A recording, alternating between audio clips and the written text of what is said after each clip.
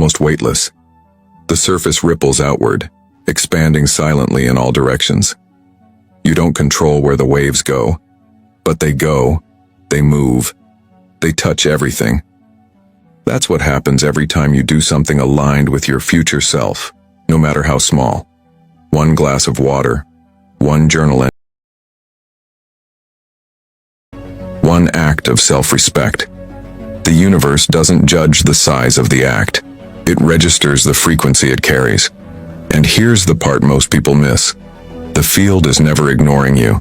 It's just responding at the level you're vibrating, and most importantly, at the level of consistency. It's not about intensity. It's about coherence. It's not the single act of eating a healthy meal that shifts your biology. It's the ripple created when that act is repeated, believed in, and observed with presence. Over time, those ripples converge. They build a new wave, and that wave carries you into a timeline you couldn't have accessed from effort alone. Let's make this real.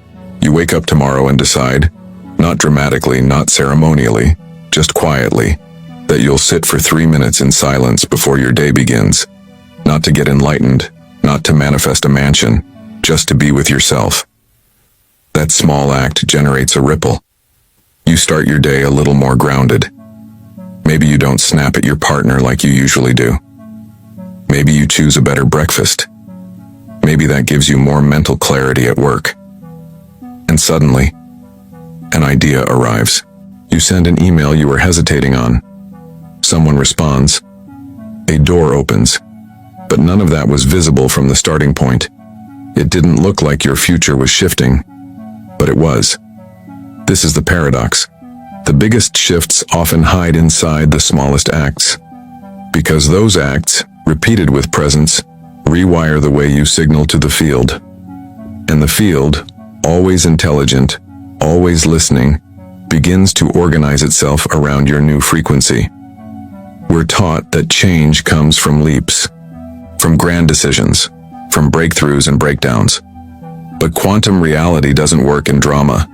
It works in vibration, in subtle calibration, in choosing a new timeline before there's proof it's working. That's what habits really are. Not routines, not productivity hacks. They are daily declarations of identity. They're how you tell the field who you've decided to be.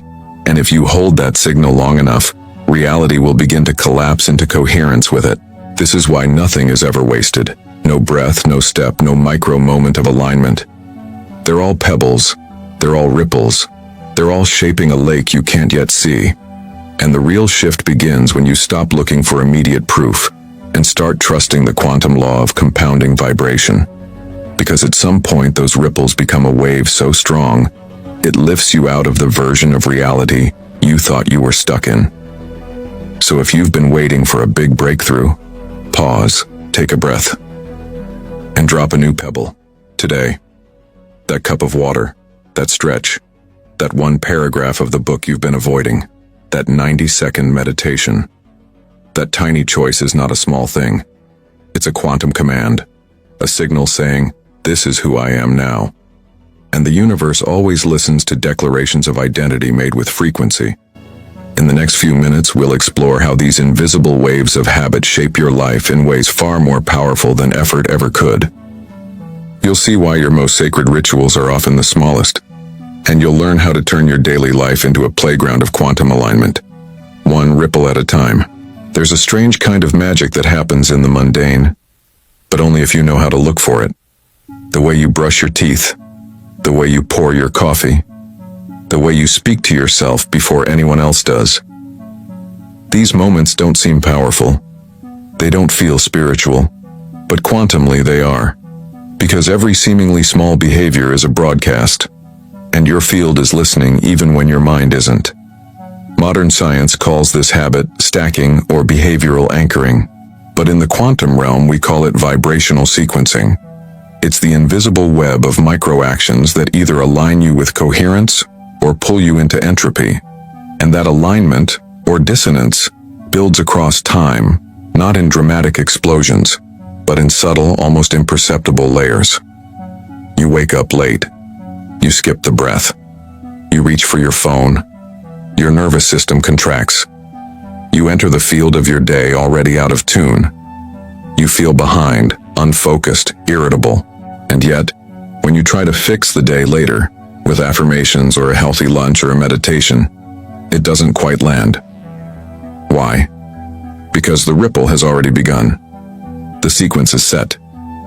But now imagine this. Same morning, but you wake up and put both feet on the ground with presence. You pause. You breathe. You whisper something gentle to yourself. Today, I tune into alignment. You drink your water with intention. You listen, not to the noise outside, but to your body. In that simple shift, you've changed your trajectory, not just emotionally, but energetically. The ripple you just created won't just make your morning smoother. It may shift an entire opportunity 5 days from now. You just altered the timeline without trying. You just practiced the quantum butterfly effect, and it started with your routine. It's not random, it's resonance. The quantum field does not respond to size. It responds to precision, and that's the piece that rewires everything. You don't have to do more to create change. You simply have to stop scattering your energy. You have to collapse coherence into the moment you're in. Because it's not what you do that creates impact. It's how whole you are while doing it. Let's bring it closer. Have you ever noticed how when you skip your morning workout, your food choices shift? Or when you sleep in, you speak to yourself with a bit more criticism? Or when you skip journaling, you react more during meetings? These aren't coincidences. They're energetic cascades. Your system is trying to regulate from a lower frequency, and it compensates in fragmented ways. The truth is, there is no isolated habit. Every action touches another. Every vibration threads itself into the next. Every choice becomes a tuning fork for the field you walk into. And here's what most people miss. They think they need a breakthrough habit, the one that will change everything. But in quantum reality, it's not the big thing. It's the first thing, the anchor, the spark that recalibrates the next dozen micro decisions you make.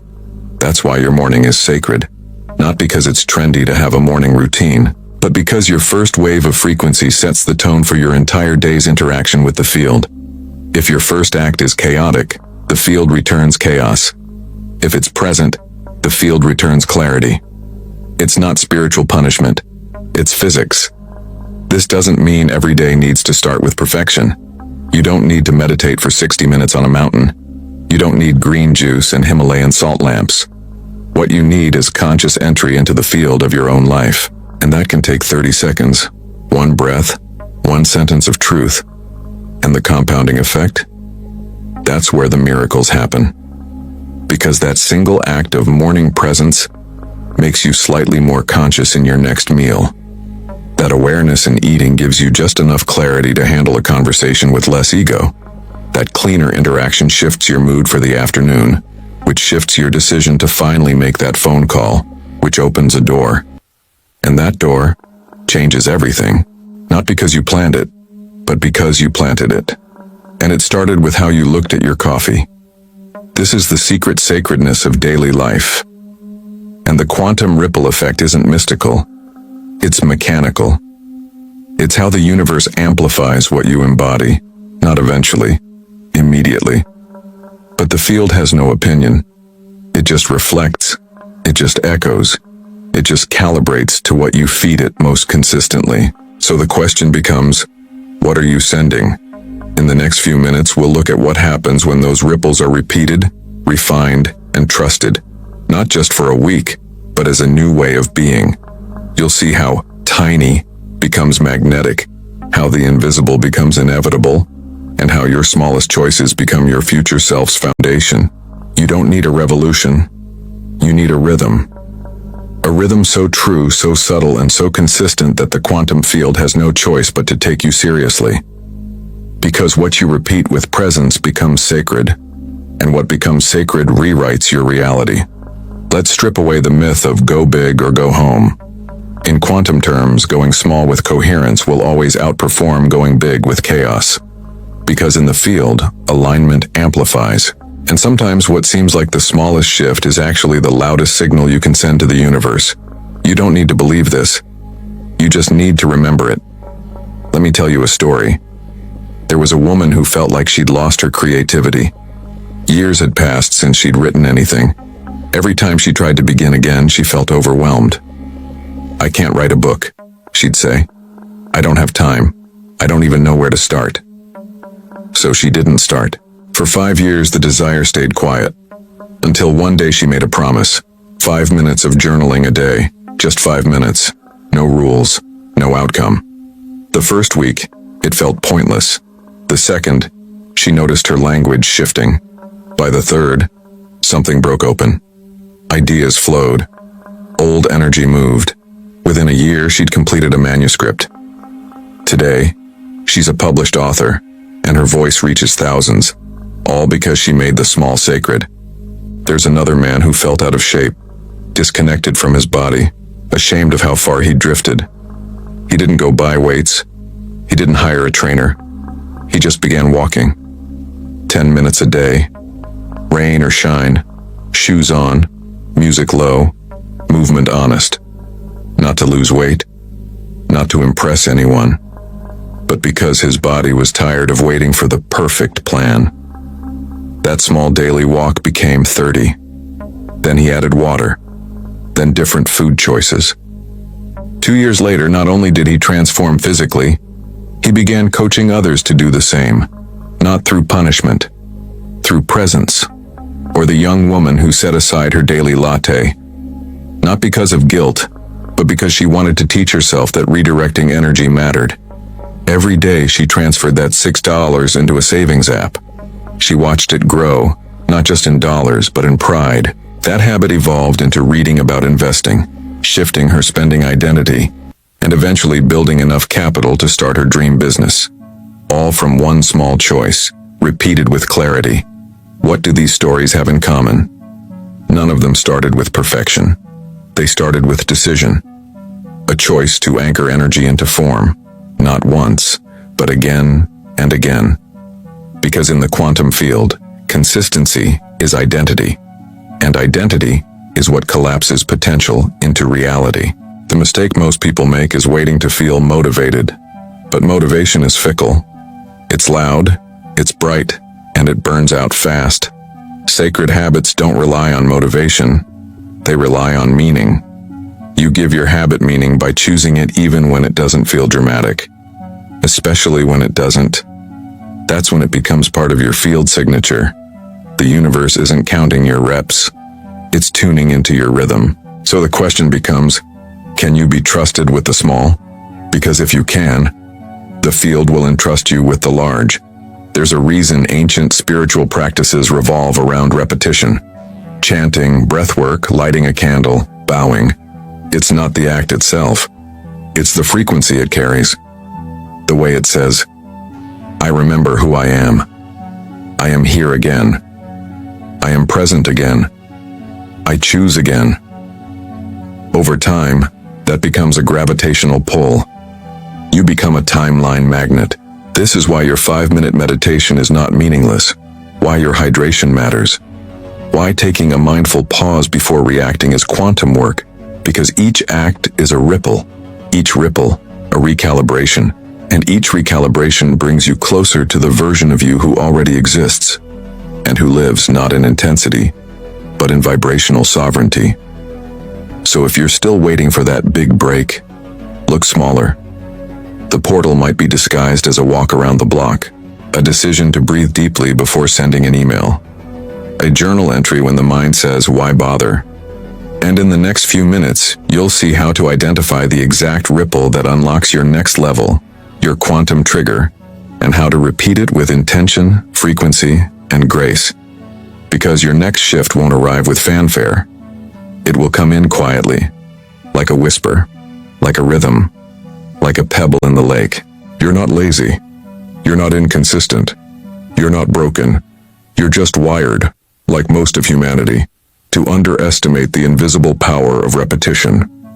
We've been trained to chase transformation through extremes, big moves, loud decisions, dramatic shifts. But the real transformation is quiet. It happens in the places no one applauds.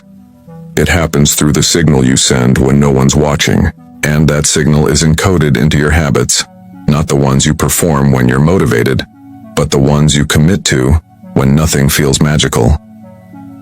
This is where the idea of the quantum trigger comes in. Unlike traditional productivity, which focuses on habits as isolated behaviors, quantum habits are vibrational keys. They're not just routines. They're tuning forks that recalibrate your field. They're not just what you do, but how you do it, and who you are while doing it. A quantum trigger is a micro-action that, when repeated with coherence, unlocks momentum across timelines. It's not about doing more. It's about doing the right small thing, at the right frequency, until reality responds. You don't need to overhaul your life. You need to find your quantum ignition point. One habit, one ripple, one anchor that, when honored daily, shifts the gravitational center of your being. So how do you find it? You start by observing yourself, gently, without judgment. You track what gives you energy, not stimulation, not a dopamine rush, but true resonance. Maybe it's a 60-second breath before checking your phone. Maybe it's writing down 3 things you're grateful for every night. Maybe it's putting your hand on your heart and speaking your new identity aloud. These are not tasks. They are vibrational anchors. They're not about discipline, they're about declaration. Let me tell you what most people get wrong. They think their problem is inconsistency.